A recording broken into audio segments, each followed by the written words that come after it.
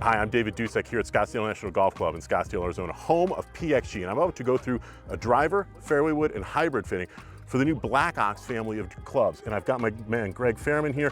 He's gonna be guiding me through the process. Really looking forward to hopefully finding a few more yards and a little bit more accuracy. So Greg, you got your work cut out for you, buddy. We'll get it dialed in. All right, okay, so walk me through what Black Ops is all about. Okay, so Black Ops has a completely new chassis to it compared to our Gen 6 product. So we had a bunch of carbon fiber, a few different materials in the Gen 6. Yep. Now we got a full new chassis made of a few different polymers here for you. Okay. What really that means is some weight was saved on the crown, some weight was saved on the underside of the driver head here, and fairway woods and hybrids as well too. Gets repositioned further into the corners. Also, the center of gravity moves way lower and way further back into the head. So what that really gives us is higher launch conditions, lower spin conditions, and a totally new face material that we've kind of come up with in the design department. Usually when you find a material that is stronger across the board, it usually becomes a stiffer material. This is now stronger and more flexible. So it's kind of a big breakthrough on that. With that, you get much improved sound, you get much improved feel, higher launch, lower spin, more trampoline effect. I also noticed you guys have had movable weights for a long time, but the fact that they're this far out around the perimeter is pretty striking. So that's going to really allow you to move, as a fitter, the center of gravity, I would imagine, draw bias, shade bias, big all time. kinds of things, Yes, right? we can really minimize the amount of curvature we're going to see, really reposition weighting where you really need it to affect the ball flight the most, and having it this spread out, heel and toe and far back, really increases the forgiveness a ton, and really on off-center strikes, the stability of the actual face and head really stays where it's wanting to go. Cool. So Let's give it a shot. Yeah, let's give it a shot here, my man. Let's see it.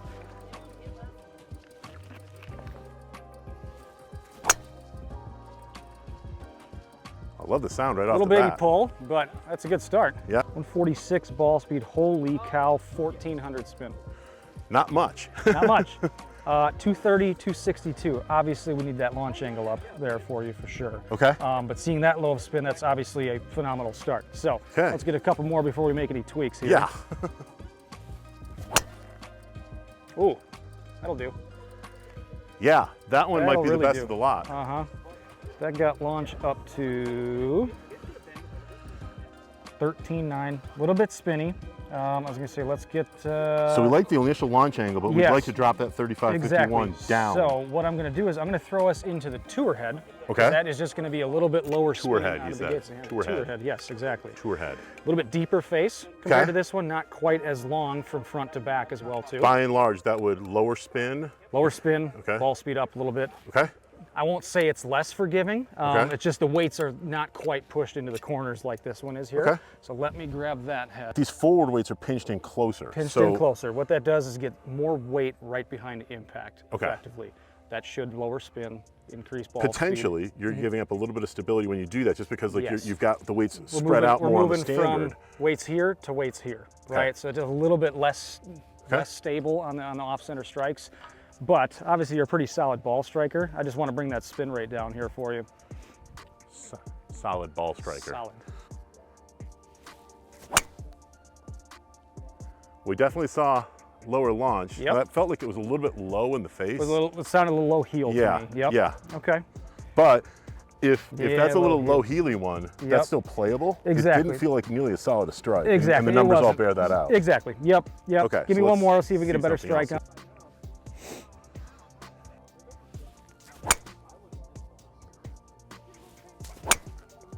That was better. Yep, better strike. It's your usual little kind of curving left to right. Yep. Yeah, not doing it. We're not being efficient off Our delta is all over the place. Exactly. Yeah. Yep, let's get out of that one. All right, so. Delta basically means, folks, like the range of all of your shots. My best and my worst has got a big spread. And ideally what I'd like to do in a fitting is try and find a club and work with my fitter so that those two things are much more predictable, much more consistent. I don't want to have one that's going to be great and one that's really going to be the pits. You want to try and tighten that up, not just dispersion left, right, but your best and your worst you want to normalize as best you can. So now we've changed the shaft. We've gone from Fujikura Ventus Black. Yep. And that was a 6X? That was a 6X. So we're still staying in 6X, but we've now gone to blue. Yes.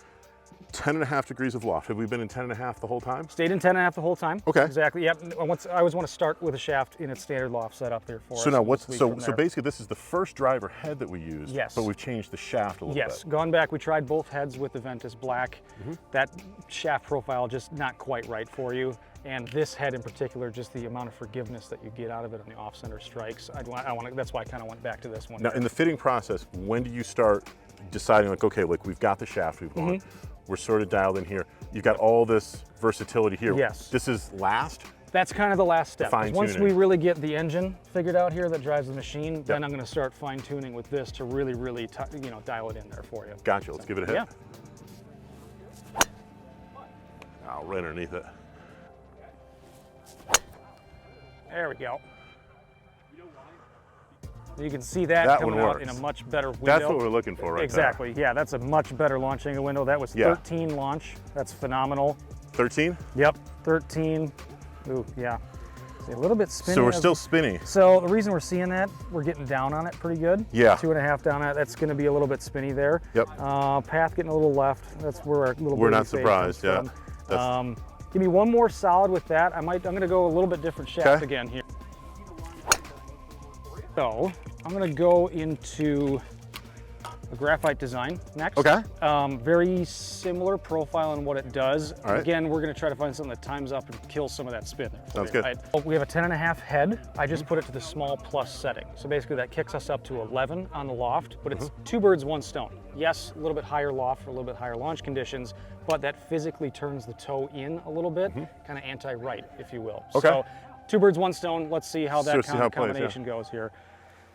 Never played an 11-degree driver before, but it actually makes sense in some ways because oftentimes when you're working with hosel mechanisms, as you're changing the loft, you're also simultaneously changing the face angle. So typically, when you are closing the face angle towards your path, you're going to be adding loft, which is basically what we're just doing here. Sometimes if you want to take loft off, you're essentially going to be getting the club face to be more to the right. So it's sort of a counterintuitive thing. Why, since I'm hitting the ball up and bleeding it right, would you increase the loft? It's a face angle play in this case.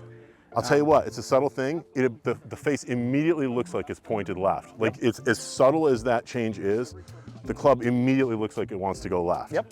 Which, in my case, bleeding right wouldn't be such a bad thing.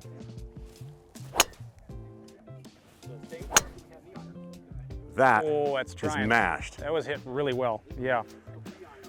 That was the straightest ball flight of any of the shots we've hit today. It might be a little bit high in terms of the input, but yeah, a little bit. Attack angle zero, so I'm coming in dead flat. It's not ascending or descending, it's dead flat. 14 launch angle out of that, yep. Still a touch spinny. Touch spinny, leaving the face open just a hair. Just we saw that little baby bleeder fade there. Yep. All right, so 231 carry, 250 total. Yep.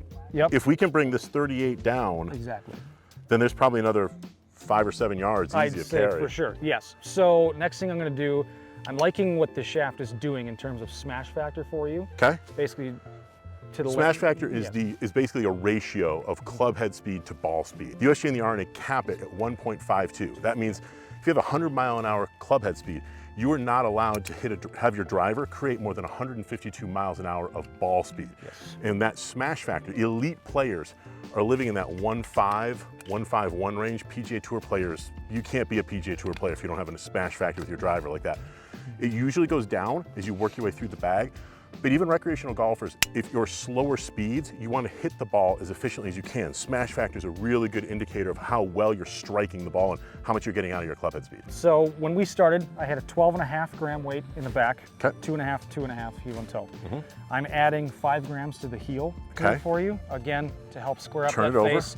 Every time we square the face up, our spin's going to come down. Okay. For sure. And by adding, I was going to say, and by adding more weight forward, that is also going to. So not only are we getting the draw benefit, but the CG has been pushed forward just a little bit too. So it's probably not the exact spot, but let's just say we were about right here with our CG. We're moving that kind of slightly forward and slightly further heel side. Well, that's the flight. I mean, I would love to have. Ooh. Ooh. That was a pull. But boy, that's the flight we're looking pull, for, but isn't it? Wow, yeah.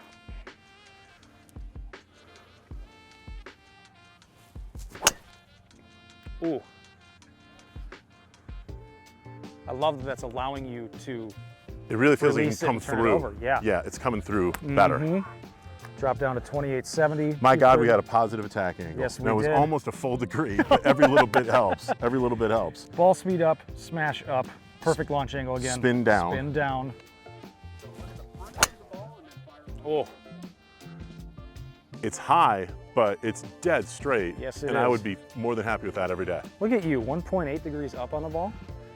You know, Look at it's that. just shot maker in me. 250 carry, 269 total. Best drive of the day. That's Club really, head really speed good. went up just a touch. Yep. The Well, we launch got more angle, weight behind it, right? the launch angle went up, which makes sense because We swung up on it a little we bit swung better. up on it. Yep. If we kept all those dynamics the same and somehow we're able to take that 3200 and bring it down to like 2800. Exactly. Then that's really Now, where you completely I'm not, max out. as an 11 handicap, you're never going to hear me complain about 250 carry, 268 total, like in real life, not just what Yes. people say on the internet. Yep. Yeah, that felt great. That was really good. The only thing to We're still really, going to out. really kill that, We're still going out to in heavily. yeah, just getting across at about 9 degrees. Yep. Right. No, and But that's a really cool thing to see, a ball that maybe faded a yard or two well, essentially off what of 9 degrees right. left. Essentially, what that means that path of -9 degrees Mm-hmm. means that I'm coming from out to in that much, which should create either a dead pull if I square the face to the path, Yep. or, which most people do, have an open face with that kind of path, which means you're going to have a hard slice. That ball went dead straight, which Yes. means that this weight, Moving that 10 weight. gram, really shut the face and did its job because I would take that drive every day. Yeah, so I think we found the driver head for you, the Black Ops 0311, the non-tour version there for you, because we get the added forgiveness, weight further in the corners, all that fun stuff. We ended up adding some weight in here to the heel for you, moving that center mass forward and more heel side to help the fade miss. Ended up in this graphite design XC6X there for you, fits really nicely between the Fujikura Ventises that we've been trying for you at times up, kick point wise, killed spin, straightened everything. Awesome. Yeah, We got it. Looks really good. Cool.